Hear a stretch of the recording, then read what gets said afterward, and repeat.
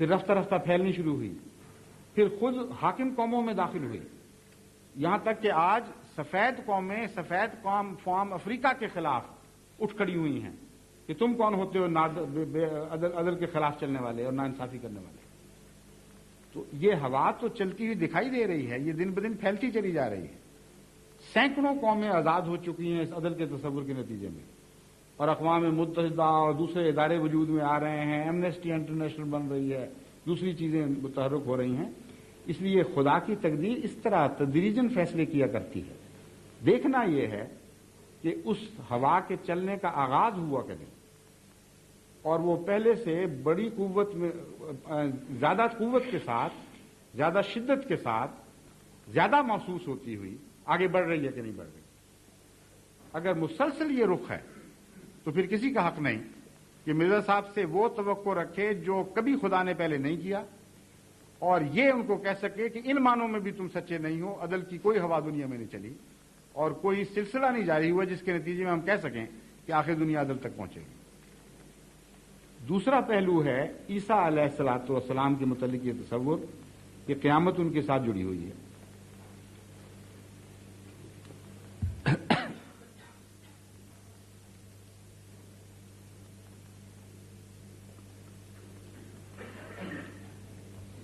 پہلی بات اس سلسلے میں قابل غور یہ ہے کہ امام مہدی ہوں یا عیسیٰ ہوں، اگر 30-40 سال تک اصلاح کے مان بعد خدا نے دنیا کی صف لپیٹ دینی ہے، یہی عقیدہ ہے اور حدیث پر مبنی عقیدہ ہے، تو پھر اس حدیث کا کیا مطلب لیں گے جس میں حضرت صلی اللہ علیہ وآلہ وسلم فرماتے ہیں کہ قیامت اشرار الناس پہ آئے گی. ان لوگوں کی خدا صف لپیٹے گا جو سب سے زیادہ شریر ہوں.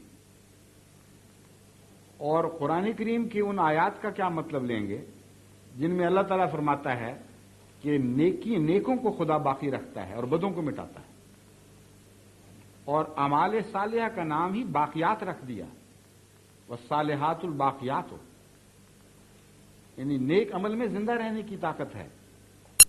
فَأَمَّا مَا يَنْفَعُ النَّاسَ فَيَمْكُثُ فِي الْأَرْضِ، جو کچھ بھی خدا کے نزدیک نفع بخش ہوتا ہے وہ اس کو جاری رکھا جاتا ہے، اس کو مٹایا نہیں جاتا.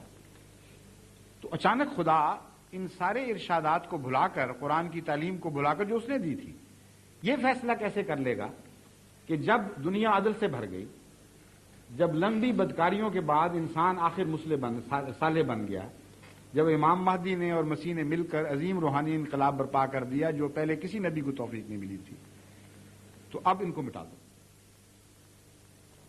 اور رسول اللہ صلی اللہ علیہ وسلم کا احتجاج بھی سنائی دے گا آپ کو ساتھ کہ مجھے خدا نے بتایا ہے کہ اشرار الناس پر قیامت آئے گی، اور تفصیل سے اس مضمون کو بیان فرمایا ہے آپ نے. عجیب بات ہے کہ علماء اس بات کو بھلا کر عوام الناس مسلمانوں کو اندھیرے میں رکھ رہے ہیں، کوئی عقل کے خلاف بات کر رہے ہیں، سنت کے خلاف بات کر رہے ہیں.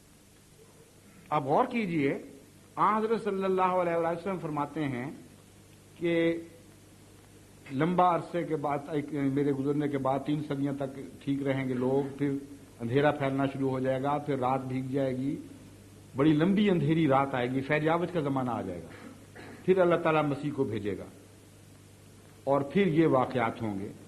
پھر فرمایا اس کے بعد اللہ جب مسیح کو فتح دے گا دعاؤں کے نتیجے میں فتح دے گا، قتال کے نتیجے میں نہیں دے گا، بلکہ خود قتال سے روکے گا، وہی کرے گا اس کی طرف کہ دنیا میں بڑی بڑی جو عظیم قومیں طاقتور نکلی ہیں ان کے خلاف قتال کا ارادہ ہی چھوڑ دو، بلکہ تمہیں پہاڑ کی پناہ لو اور دعا کرو، دعا کے نتیجے میں اللہ تجھے فتح دے گا.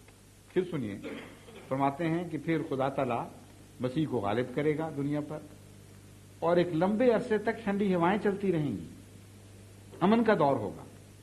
پھر وہ ہوا بگڑے گی، پھر بدی پھیلنی شروع ہوگی، پھر رفتہ رفتہ وہ ٹھنڈی ہوائیں ختم اور بد ہوا دنیا پر پھر غالب آ جائے گی، یہاں تک کہ ساری دنیا عدل سے نہیں جور سے پھر بھر جائے، ظلم سے بھر جائے. فرمایا اس وقت خدا قیامت کو نازل فرمائے گا اور وہ اشرار الناس پر آئے گی. اس عقیدے کی تو بالکل برعکس بات ہے جو عوام الناس میں علماء نے مشہور کیا ہوا ہے. وجہ کیوں بعض عوام اس کو مان لیتے ہیں چپ کر کے، میں آپ کو وجہ بتاتا ہوں. بعض احادیث میں یہ ذکر ہے کہ سات آئے گی اس کے بعد، اور جلدی سات آئے گی، اور قرآن کریم میں حضرت عیسیٰ کے متعلق آتا ہے وَإِنَّهُ عِلْمٌ لِلسَّاعَةِ، کہ وہ قیامت کی نشانی کے طور پر، سات کی نشانی کے طور پر آئے گا۔ اب قرآن کی اس قطعی گواہی کے بعد، جس کی تائید میں احادیث بھی موجود ہیں، مسلمان علماء نے دھوکہ کھایا ہوگا یا عوام الناس کو انہوں نے یہ بتایا تو وہ مان گئے جلدی سے کہ ہاں پھر مسیح اور مہدی کے آتے ہی قیامت آ جائے گی، حالانکہ یہ غور نہیں کیا کہ قرآن سے ہی پتہ کریں پہلے کہ سات سے مراد کیا ہے۔ اگر وہ قرآن سے پوچھتے سات سے کیا مراد ہے تو یہ معلوم کر کے حیران رہ جاتے ہیں کہ سوائے دو نبیوں کے کسی کے ساتھ خدا نے سات کا لفظ نہیں جوڑا۔ سب سے پہلے حضرت محمد مصطفیٰ صلی اللہ علیہ وآلہ وسلم کے ساتھ سات کی خبر دی، پھر مسیح کے ساتھ سات کی خبر دی، اور وہ اس آیت میں ذکر ہے اقتربت الساعۃ وانشق القمر،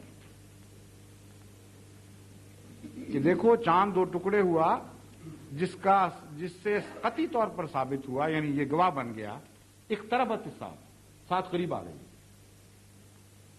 1400 سال ہو گئے وہ قریب آئی ہوئی سات کہاں گئی، حالانکہ قرآن سچا ہے۔ پھر مسیح کے متعلق فرمایا کہ وہ جب آئے گا تو سات کی نشانی بنے گا۔ ظاہر ہے کہ جب دو نبیوں کے متعلق، ایک اول اور ایک آخر نبی جو اس کا ماتحت غلام بن کے آنے والا ہے، ان کے متعلق ایک ہی لفظ بولا جا رہا ہے تو ایک ہی معنوں میں ہے، اور وہ ہے روحانی انقلاب۔ اور تمام پرانے علماء سات کی تعریفوں میں، قرآن کریم کی تفاسیر میں، لغات میں لکھ چکے ہیں کہ سات سے مراد صرف ظاہری طور پر تبدیلی نہیں بلکہ روحانی انقلاب برپا ہوا کرتا ہے۔ اب روحانی دنیا کا جو بادشاہ وہ روحانی سات برپا کرے گا، اور روحانی سات کے نتیجے میں صدیوں کے دل زندہ ہو جاتے ہیں۔ چنانچہ قیامت کا جو ہمارا تصور ہے سات کا آخر پر، وہ یہی ہے، ایک طرف وہ موت کا اعلان کرتی ہے، دوسری طرف زندگی کا اعلان کرتی ہے، صرف موت کا اعلان نہیں کرتی، اعلان کرتی ہے آؤ اب تم زندہ بھی ہو جاؤ، سور پھونکا جاتا ہے۔ انبیاء جب آتے ہیں، خصوصاً عظیم الشان انبیاء، تو اس کے ساتھ یہ دونوں تقدیریں وابستہ ہوتی ہیں۔ سب سے عظیم الشان سات جو آئی ہمارے عقیدے کے مطابق وہ حضرت اقدس محمد مصطفیٰ صلی اللہ علیہ وآلہ وسلم کی بعثت کے ساتھ آئی۔ چنانچہ قرآن کریم نے گواہی دی اقتربت الساعۃ وانشق القمر، سات قریب آ گئی، یعنی وہ انقلاب کا وقت آ گیا کہ باقی قومیں مر گئیں اور رسول اللہ صلی اللہ علیہ وسلم زندہ کرنے کے لیے آ گیا۔ اس کا ثبوت قرآن میں مزید موجود ہے۔ فرمایا ایسے وقت میں آیا کہ بر و بحر فساد سے بھر گئے تھے۔ کیا ہے وہ آیت؟ ظاہر الفساد فی البر والبحر، ظاہر کا مطلب ہے غالب آ گیا، کمپلیٹلی مغلوب کر دیا پوری طرح۔ تو فساد ایسے وقت میں محمد رسول اللہ صلی اللہ علیہ وسلم آئے جبکہ خشکی اور تری، یعنی مذہبی دنیا اور غیر مذہبی دنیا، یہ ہے قرآن کریم کی اصطلاح کا مطلب، فساد سے بھر گئی تھی اور مغلوب ہو گئی تھی۔ اور کیا اعلان کیا؟ یدعوکم لما یحییکم، تمہیں بلاتا ہے تاکہ تمہیں پھر زندہ کرے۔ یہ قیامت تھی جو آ گئی، اور جو آج کے علماء دیکھ رہے ہیں ظاہری نظر سے، ان کو نظر ہی نہیں آئی۔ جس قیامت کے وہ منتظر ہیں وہ تو آئی نہیں، وہ تو دنیا میں رمائی نہیں ہوئی، دنیا مر کے مٹی نہیں گئی۔ رسول اللہ صلی اللہ علیہ وسلم کہتے ہیں اقترب، خدا فرماتا ہے اقتربت، اور وہ کہتے ہیں 1400 سال ہو گئے ابھی تک نہیں آئی۔ وہ کہتے ہیں نہیں، مسیح کے متعلق فرمایا اس طرح دو انگلی طرح اس کے ساتھ قیامت لگی ہوگی۔ ہم کہتے ہیں وہ حدیث کیوں بھول جاتے ہو جس میں رسول اللہ صلی اللہ علیہ وسلم فرماتے ہیں انا والساعۃ کہاتین، میں اور سات دونوں اس طرح جڑے ہوئے ہیں جس طرح یہ دو انگلیاں جڑی ہیں۔ اب کسی مزید تشریح کی گنجائش باقی رہتی ہے؟ تقویٰ چاہیے، صرف نفس کی سعادت چاہیے۔ ہر شریف النفس مسلمان فوراً مانے گا کہ محمد رسول اللہ صلی اللہ علیہ وسلم جو اپنے متعلق کہتے ہیں کہ میں اور قیامت اس طرح جڑے ہوئے ہیں، تو جب وہ مسیح کے متعلق کہتے ہیں اس کا کوئی دوسرا معنی لانے کا ہمیں حق نہیں۔ اور یہ قیامت یقیناً آ چکی ہے کیونکہ رسول اللہ صلی اللہ علیہ وسلم کے ساتھ جڑی ہوئی تھی اور وہ روحانی انقلاب تھا۔ حضرت مسیح موعود علیہ الصلوۃ والسلام بانی سلسلہ احمدیہ اس قیامت کا ذکر کر کے فرماتے ہیں، یہ جو تم نے عجیب ماجرا دیکھا، عرب کے بیابانوں میں ایک عجیب ماجرا دیکھا کہ صدیوں کے مردے زندہ ہو گئے اور پشتوں کے بگڑے الہی رنگ پکڑ گئے۔ یہ کیا تھا؟ یہ ایک فانی فی اللہ کی دعائیں ہی تو تھیں جنہوں نے یہ انقلاب برپا کیا۔ تو مسیح اس کے سوا کوئی اور قیامت برپا نہیں کر سکتا، نہ کوئی اور انسان دنیا میں کر سکتا ہے، اور اسی قیامت کی ویلیو ہے، اسی کی قیمت ہے۔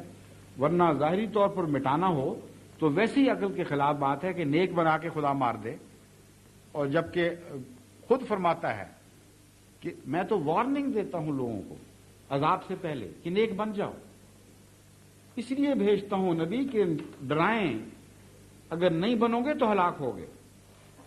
یہ نہیں فرماتا کہ نیک بنو گے تو میں ہلاک کروں گا۔